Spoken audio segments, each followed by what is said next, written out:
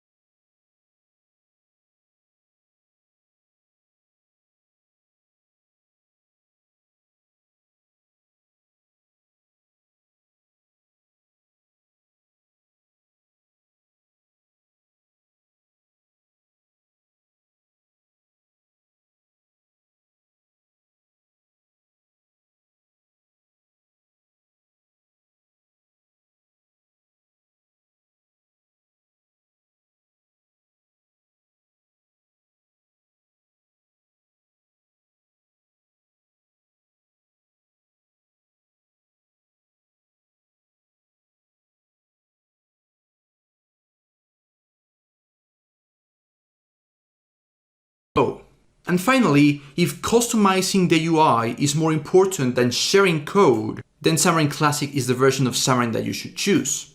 On the other hand, however, you can choose Forms if your apps require little platform-specific functionality, and when code sharing is more important than highly customizing the user interface. Let's talk about an example, and these are the actual apps that we're going to be building throughout the course. In the case of Xamarin Classic, we're going to be creating an app that is implementing things like Touch ID and 3D Touch and haptic feedback on iOS. These are platform-specific functionalities.